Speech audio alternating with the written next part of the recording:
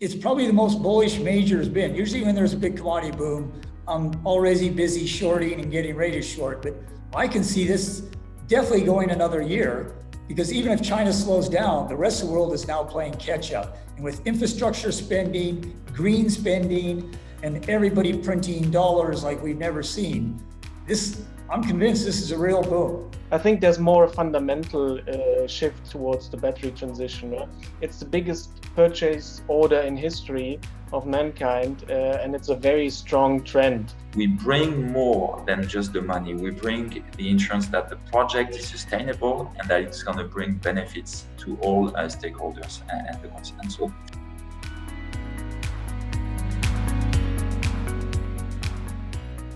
welcome viewers to this virtual panel discussion for the One-to-One Mining Investment Africa Online Conference.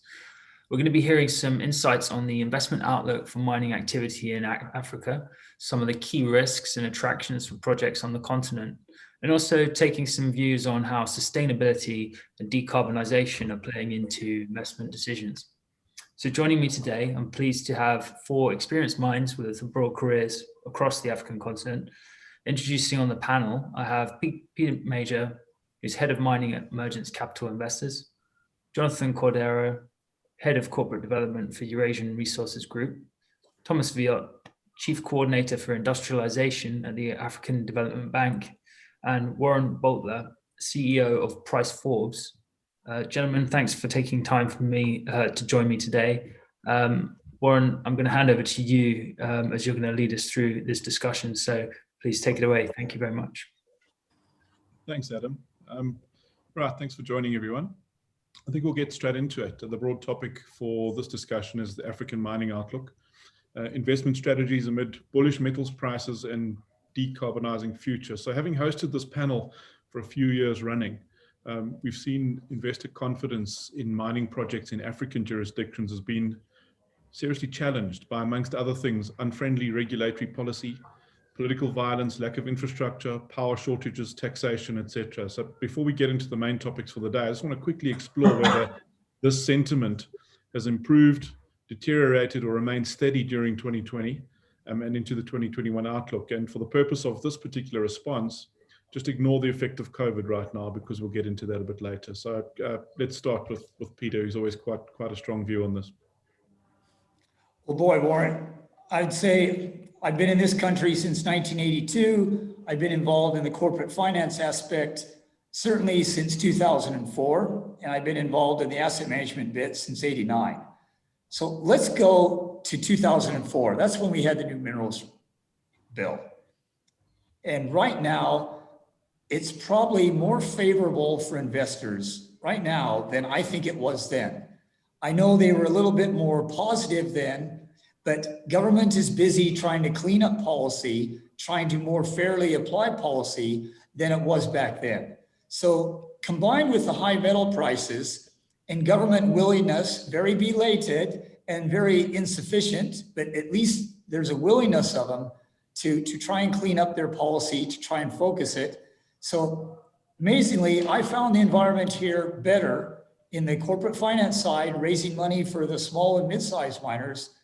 It's better than in the last 10 years, and that's with COVID. So I think it's South Africa, the policy group, Cyril Ramaphosa's administration. I think them realizing how important mining is to the country, especially because of COVID and with high unemployment, et cetera. So the regulation side, it's been improving. The electricity bit, it's nearly worse than ever. And it's too slow letting the miners generate their own electricity. They got to speed that up. But there's been more pluses the last 12 months than there's been negatives. So I'm more optimistic now than I've been in 10 years. Thanks, Peter. That's a very bullish view. Jonathan, can you just give your views on perhaps what you've seen in some of the other countries across Africa on the same topic, particularly around policy and investor-friendly mining policy? Well, let me first say we have not stalled our efforts in growing our business. We're looking at a lot of projects across the continent. I can only agree with Peter that there's a lot of willingness from the very top of the political elites to do something to further strengthen the mining sector. further open the mining regulations for more investor friendliness and attract foreign direct investments. We think that in some countries there's still a bit of way to go towards the implementation of it, but overall we're very bullish as well. Yeah, if it comes to countries, yeah, we see a lot of movement in South Africa, a lot of movement in Angola, a lot of movement in Uganda opening up, and these are also countries that historically have been a bit neglected, but geologically are very interesting for our industry. Thanks. And Thomas, are there any sort of contrary views that you might have on that, or do you agree with your colleagues on the panel over this position over the last 12 months? Yeah, I certainly agree with the colleagues. At the African Development Bank, we've availed massive support for African countries to stabilize their macroeconomic conditions. It's called the COVID-19 Rapid Response Facility. And it certainly helps. And, we do believe that there are opportunities currently on the continent, and we are supporting recovery as quickly as possible. So I will not go into more details, but... That's encouraging, quite a different view to what we had about 12 months ago. So that's good to hear. Okay, the next topic. So we've mentioned bullish metals prices in the headline. And considering the crippling effect of the various government responses to COVID-19, I'd like to get your views on this. An article in the Wall Street Journal from December 2020 talks about the fact that investors are piling into wages on industrial metals like copper and nickel, betting that coronavirus vaccines and stimulus programs will drive a boom in manufacturing activity as part of a global economic resurgence. So is it fair to say that the pandemic has been one of the main reasons for metals price bullishness in the last 2 quarters? And has this price bullishness worked its way into valuations and returns for the assets that have been invested in? Let's start with Jonathan on that one. Yeah, I don't think so. I think the pandemic is an important topic, yes, but it's very focused and it's just a matter of months, I believe, if we can recover, and probably will never fully go away, but we will learn to live with it. I think there's more a fundamental shift towards the battery transition. It's the biggest purchase order in history of mankind, and it's a very strong trend. I think a lot of metals, especially if you look at the cobalt side, a couple of years back were a bit ahead of the curve in the prices. Prices have come down when people realized that the penetration of EVs in the overall demand segment of cars is not as strong as it was, but now it's coming through. I mean, imagine the rally that you had on Tesla on the stock price. I think there's a real fundamental switch, and it's accelerating every single day. And that is the main factor for the growing prices. It's the battery transition, it's the EV sector, and that is boosting things like copper, like cobalt, like nickel overall. The pandemic is, I believe, an isolated effect, not the main fundamental driver of the growth. Okay, Peter, your views on that? Look, it doesn't make sense that you have worst catastrophe like this virus to hit the world, and all of a sudden you got unprecedented metal offtake. But it's also too coincidental to say there's no effect because of it. I don't think it's because of it, but it must have had some positive effect, because the jerk up in all these metals after March, it's just too great, and it's across the board. Even coal has now got back to where it was. So I'm not sure, I can't connect the dots yet how the virus has helped, but in some perverse way, it's definitely helped.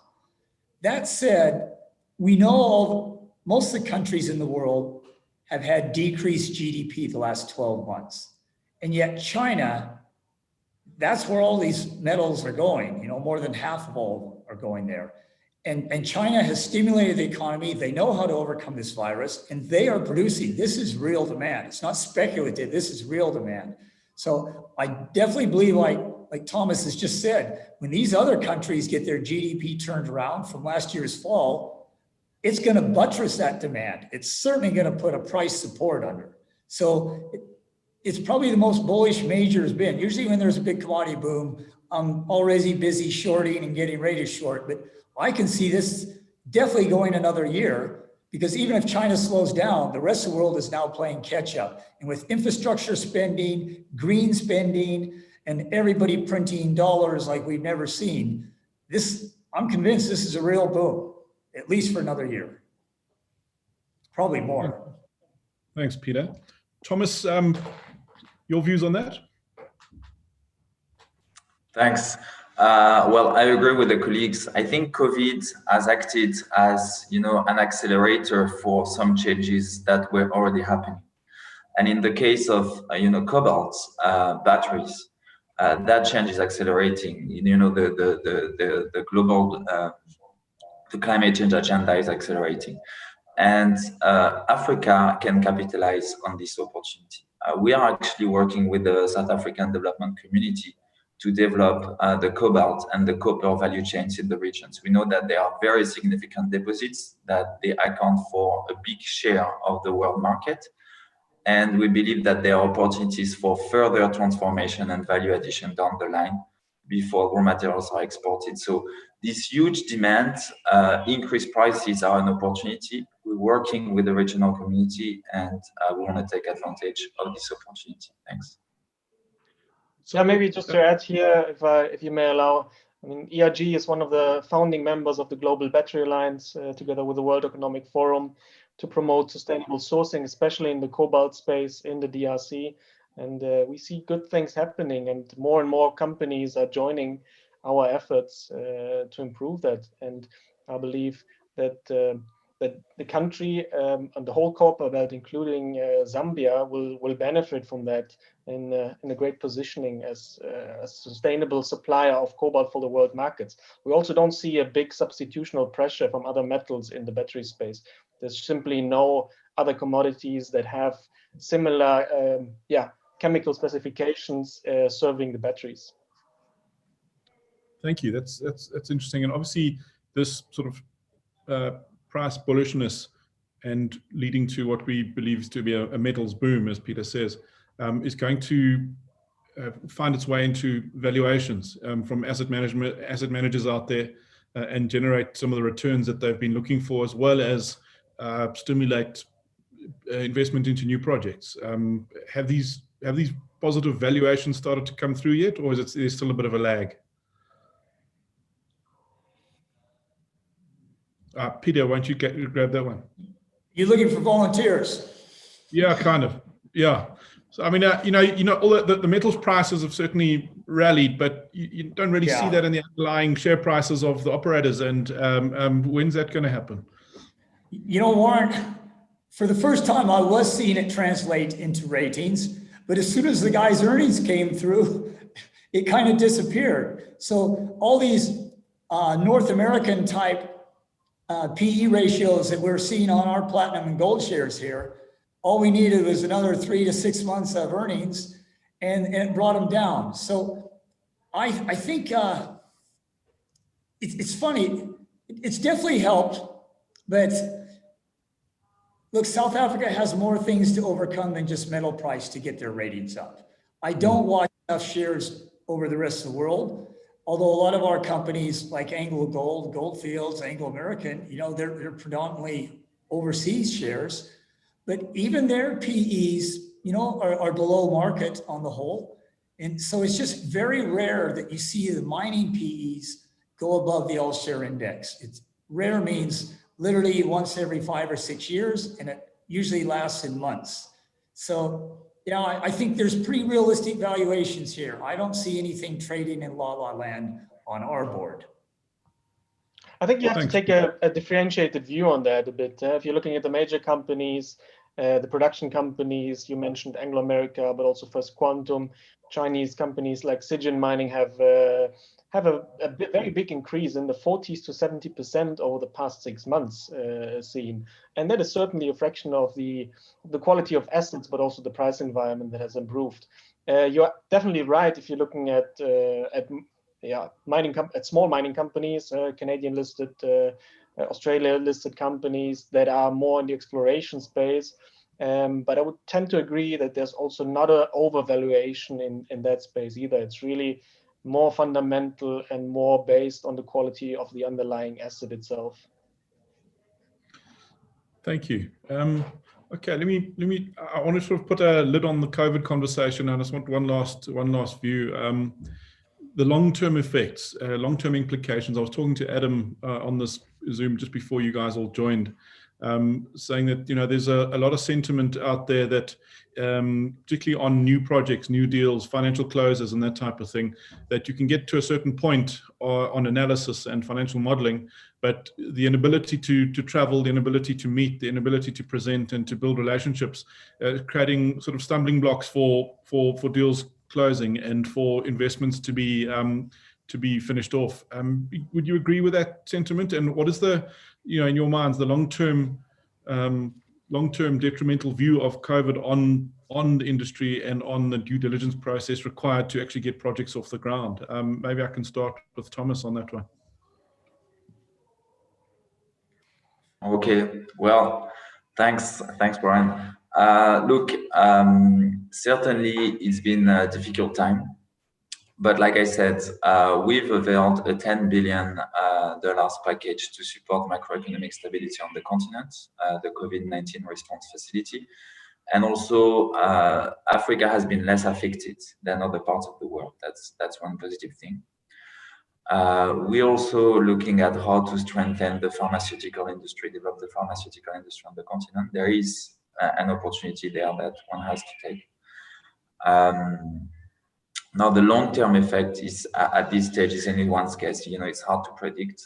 But we do believe that there is an opportunity for industrial development on the continent based on economic fundamentals, such as the growth of the consumer base, and that is, in itself an opportunity, the fourth industrial revolution, etc. So we are on a positive trend on the continent anyway. Now, when it comes to due diligence, this has been difficult to undertake for any financial institution. It's difficult to assess projects. But just to give you a brief overview, when it comes to due diligence at the African Development Base, we look not only at economic, financial, and technical viability of a project, because we provide mainly loans. And so we need to make sure that we only finance economically viable projects. But in addition, we also look at, best practices, environmental sustainability, social and development impact. And we have a framework that takes all of this into consideration. And so we bring more than just the money. We bring the insurance that the project is sustainable and that it's going to bring benefits to all stakeholders and the continent. So that's what I can briefly say, Warren. Thanks. Thanks, Thomas. Peter or Jonathan, do you have anything to add on this, the sort of the long-term COVID effects? I can only agree with you. Types of projects we look at are often in the early stage space or later exploration space. The quality of data is simply not there. So you have to be on the ground. You have to lick the stones, literally, to assess the attractiveness of the project, and the inability to travel is a concern. So there's only so much you can push on per email and phone, but you have to be on the ground. So yes, we see. But that's not only us. That's everyone. That financing rounds are just taking longer and are more tedious. And that when it comes to production, it's different. So this is something we can manage. So this you change the schedule of your rotation, you quarantine the production workers. So there's no issue with maintaining sustainable production levels in that sense, unless there's bigger considerations around the global value chains. But yeah, it's a topic that we have to live, and we need to find new means of doing due diligence, potentially without being on the ground. Thank you. Peter, have you got anything to add? Yeah, I find if you stay inside the country's borders, activity is not that subdued. That even though the companies are wary of their people, they're making plans. They'll send their people in different vehicles. They'll make sure they wear masks and disinfect. But we've had more activity the last 12 months, and this means listed companies, real companies, sending teams to do thorough due diligences, to lick the stove, kick the tires, eat the dirt. We've had more activity the last 12 months than the last 5 years combined. And so that's internal. But external, yes, it's almost it's dropped 80, 90%. Externally, people just aren't sending teams and traveling. And we've done 2 transactions in America, and amazing, it's been all through the internet. It's been through Zoom, TeamViewer, and it involved Canadians, South Africans, and Americans. And they've learned to delegate to people they trust, inside the state, inside the country. So there's been no cross-border. It's almost harder for Canadians to get into America than it is for South Africans to go north. So it's weird, Internally, I find business is great. It's probably subdued for everybody, but in our case, it's great. But yeah, cross-border, it's very difficult. You're spending more time on Zoom, more back and forth. And it's only the deals where people really got to touch the asset, see it, that you're able to then sign. And I just want to refer to Bert Koff from Denim, because he's usually on these forums. Denim's always got a big contingent on panels. But there's an interview, I think the Australian Mining Journal did with him a few weeks ago, and I see it's going all over the place. And Bert has some pretty sobering figures that the global spend on new projects, the global spend on exploration, he says, other than in the majors, it is way, way down. And I think I can vouch for that. On a whole, it is way, way down. So it's weird. You've got the hype of precious metals, well, most commodities. You've definitely got the hype of the earnings in the companies that are producing them. But he says the new money flow into prospecting and into development, other than those top ones that are doing more brownfields capex than new mines, it's hit hard. It's probably down 70, 80%. Yeah, I think that's the point we're trying to ram home. On the back of all the sentiment, deals have been stalled. Hopefully it's just delay. And hopefully the delay is not long enough for the sentiment to change, because I'm sure there are many deals waiting for financial close out there, but without the final processes, without, as you say, the due diligence in place, that just won't happen. So let's hope it's just a delay, and that these projects and the willingness to invest doesn't go away. Right, so I'm going to go back to Thomas now, a sort of an Africa-wide specific topic here. 12 months ago, sort of the view on Africa and its let's call it its mining policy was not great, but maybe that's, as I've heard from you guys, that's changed a little bit in the last 12 months. But Africa's growth story and ambitions for this century, are they aligned with or linked to the world's demand for natural resources? Natural resources being a broad term for all the sort of, let's call it the battery transition. Are these two agendas deharmonized? And this once again should be seen against the backdrop of the discussion we started with around, Africa as a favorable destination for mining investment inflows. Is Africa aligned to position itself for this global demand? Thomas, if you don't mind. All right, thanks.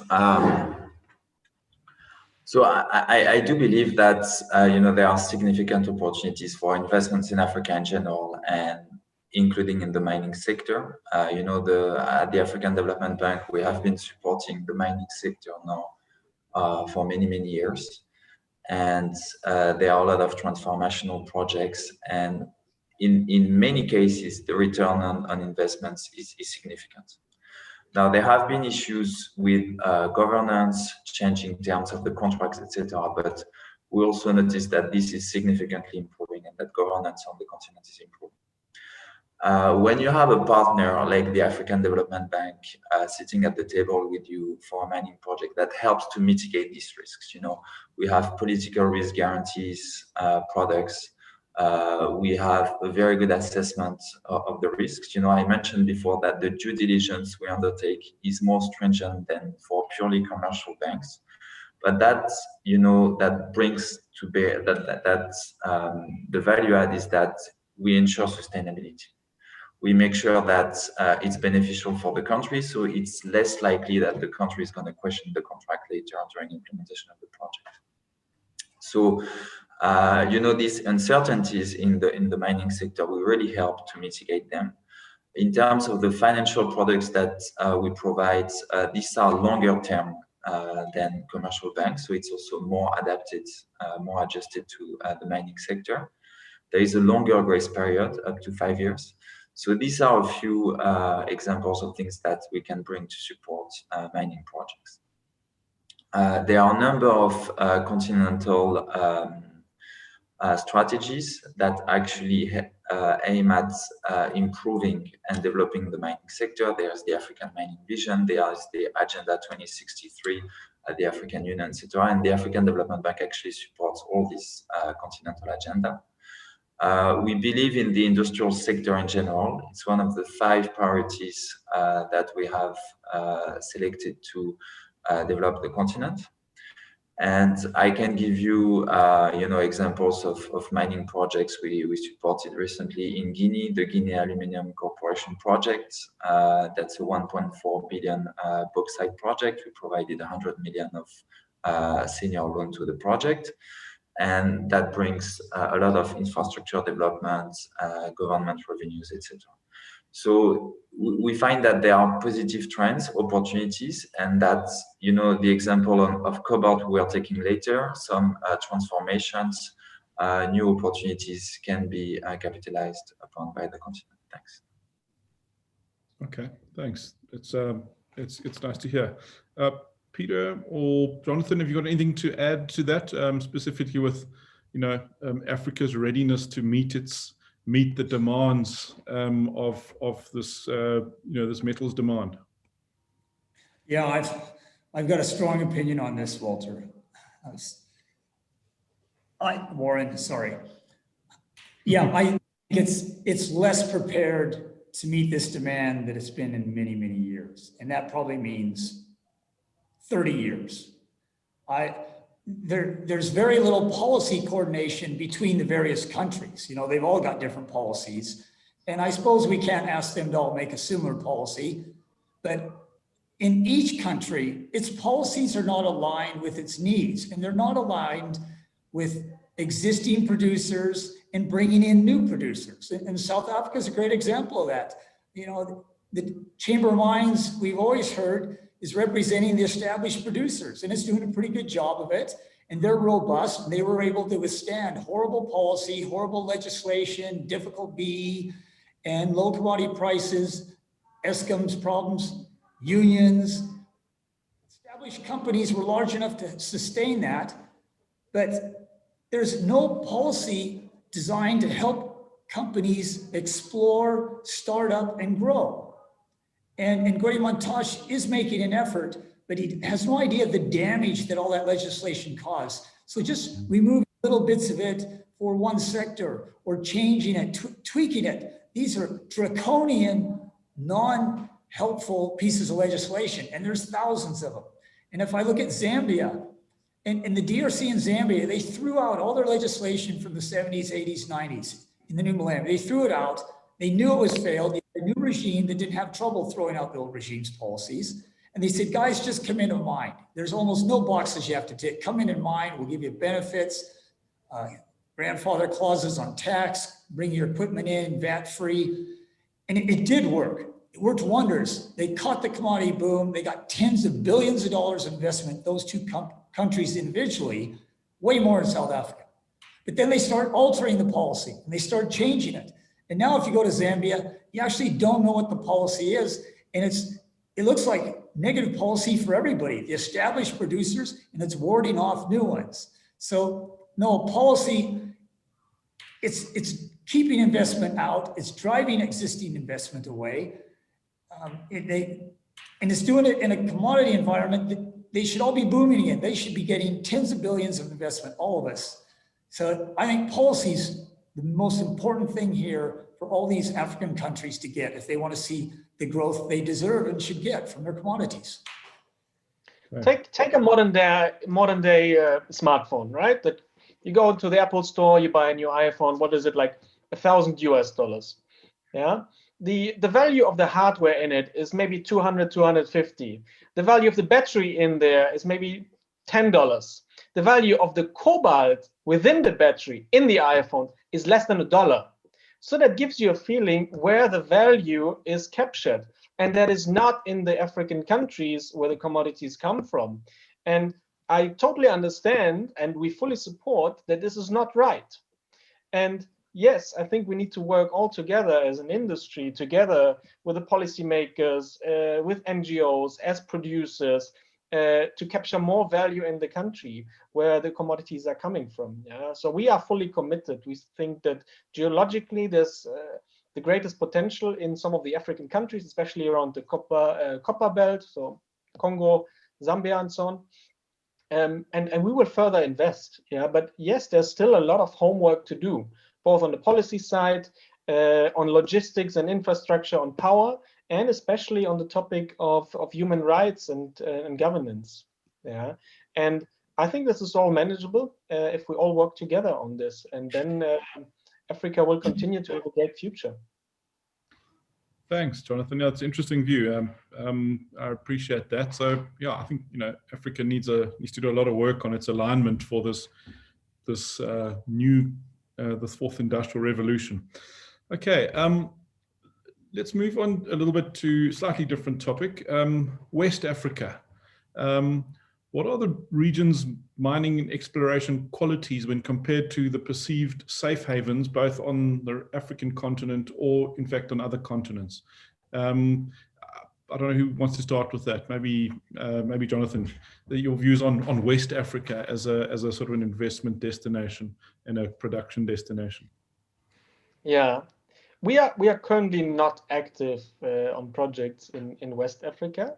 But we are monitoring the situation very closely and in close contact with the governments, with the ministries, with the players actively there, and we're looking at quite a few projects. And yes, but let's say the safety risk, and the other risk profile needs to be factored in when we take investments decision, and that comes at a higher return expectation if we need to manage this risk.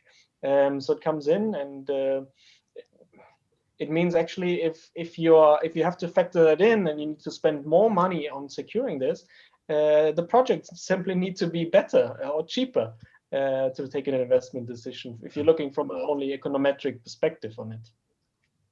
Thomas, what is your view on West Africa? I mean, is the quality of the deposits good enough to justify a lot of money being spent there? And what are the impediments? Thanks, Warren. So West Africa definitely has outstanding deposits, bauxite in Guinea, for example, or iron ore in Guinea again, just to mention a few. We actually have in our portfolio a few projects from West Africa. I mentioned we have supported the mining company the national mining company in Mauritania. We have supported a bauxite project in Guinea, the Guinea Aluminium Corporation, which I mentioned before. Not directly, but not that far from the mining sector. We've supported fertilizer, petrochemicals in Nigeria as well. The Indorama Group, we've actually done 2 transactions with them. So we believe that there are opportunities in West Africa. There are deposits of interest. And it's also a very fast-growing region of the continent. So connectivity is improving among the different countries with the support of the African Development Bank, by the way. And there are opportunities. Like I said before, it's difficult currently to undertake detailed due diligence of the project. So I cannot say that we are about to close a deal in the foreseeable future, but we see opportunities. That's a region that is fast growing with opportunities. Thanks. Thanks, Thomas. So one thing that, from I suppose a fundamental issue that, a lot of Canadian, US, Australian money goes into mining projects, and the language impediments in West Africa, predominantly being French speaking, seem to have been an impediment in the past, but for someone like you, Thomas, that might be an advantage. Peter, your view on West Africa? Well, I've got the least experience of anyone here, but I can give some secondhand stories and people I've discussed this with who work there, like Anglo-Americans, some of their companies. It's kind of ironic that about 10 years ago, West Africa wasn't that great. You know, there was magnificent iron ore deposits, but you saw all the political troubles we were having there and the huge infrastructure costs. And it started shifting towards the East. And so 5-6 years ago, the East looked hands down like the darling. Definitely Ethiopia, without a doubt Ethiopia. Sudan was kind of 50-50, but it looked like they'd sorted some big problems out.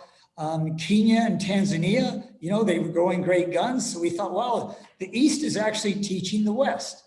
But literally in the last 18 months, 2 years, it's gone the other side now. You know, poor Ethiopia, Sudan. We all know what's happened at Kenya and definitely Tanzania.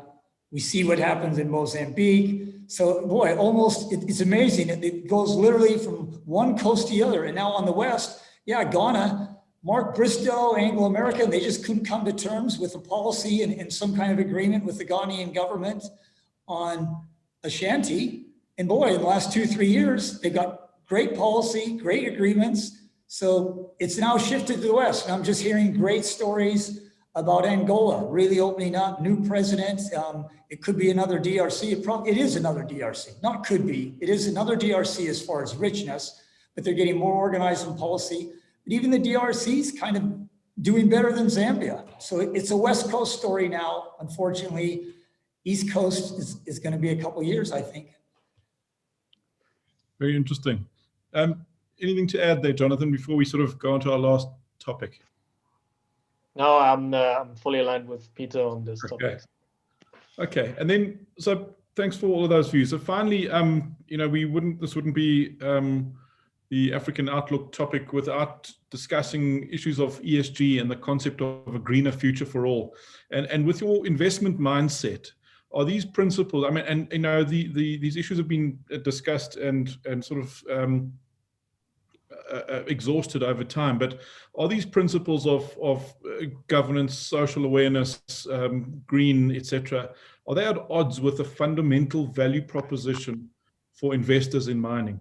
So does the green mindset or the green revolution attract money into the sector or repel it? Simple sort of question, and open to the floor. Whoever wants to take that for starters. Yeah, maybe I have a view on that. So I think ESG is no longer a differentiator. It's becoming a hygiene factor, especially if you're looking further downstream with the end customers. They're not going to accept that you buy a smartphone that has child labor in it. That's absolutely not acceptable for the industry. So it's not a trend. It's fundamental, and I think the whole all the participants in the value chain will have to face more rigorous supply chain diligence on this, and we fully encourage any attempts on doing this. What it also means is that some projects become unfundable. If you look at especially coal projects or coal-fired power plants, it's getting increasingly difficult to fund these projects. However, you need to bear in mind that renewable energies have a totally different impact on the grid. It increases the volatility. The sun doesn't shine all the day, and water may be available, but wind is not always available. So you need to have means to really stabilize the grid. And in most of the countries, this is simply not available, and it will not come overnight. And when you look at South Africa, for instance, or other countries, it needs to come from somewhere. And in the interim, it's probably coal, maybe gas and maybe oil.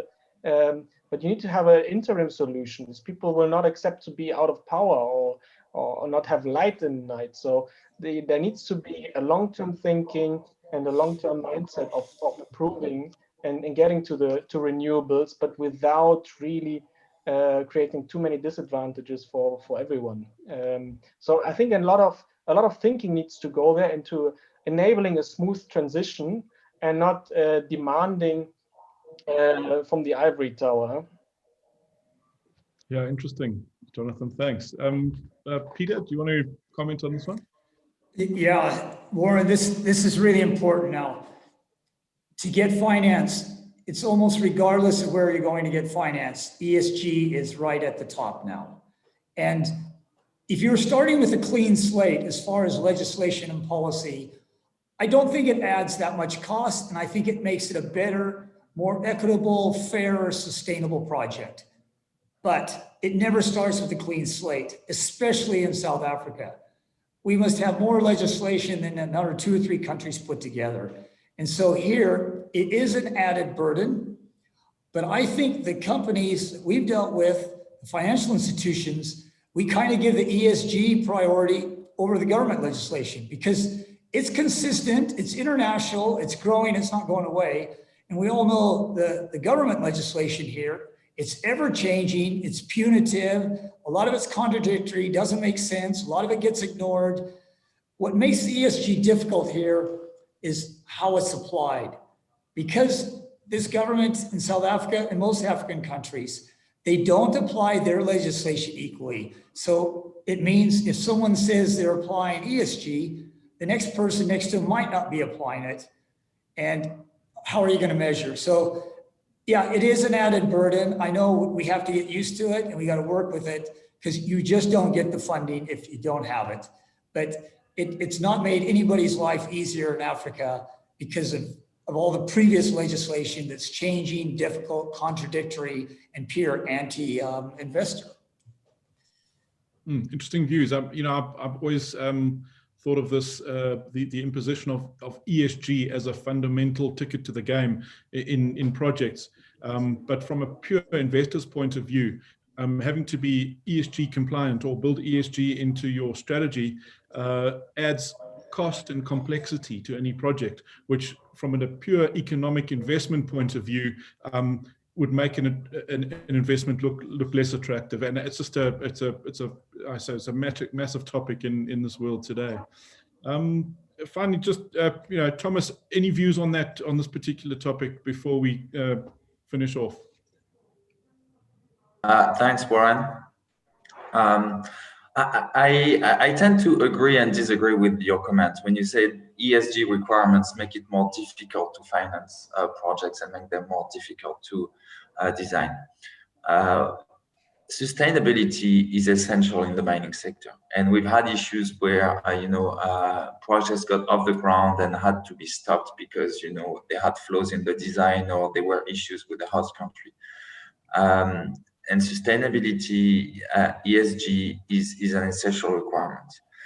And so at the African Development Bank, when we finance a mining project, it's not for the sake of it, but it's actually for the positive development impact. And because it actually meets the international best practices in terms of environmental and social impact.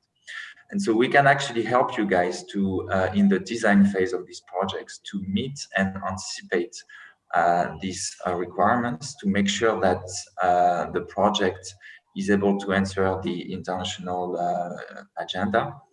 And we can bring additional financiers at the table. Because when you have met all these ESG requirements, you actually build confidence of not only the development finance institutions like us, but also commercial banks. These guys know that all the mining sector in Africa can be difficult, but because the African Development Bank has completed due diligence, we know that this is sustainable, that this is meeting ESG, etc. And so, we are your partner of choice. Thank you. Yeah, I would imagine, part of the African Development Bank, the broader humanitarian agenda is quite high on your investment philosophy, perhaps more so than privately owned investment institutions, but it's a very interesting view. Guys, I think that is our time is up. I think we've also got to a nice conclusion, a natural conclusion here. I just want to say thank you for your candid views and thank you for your time.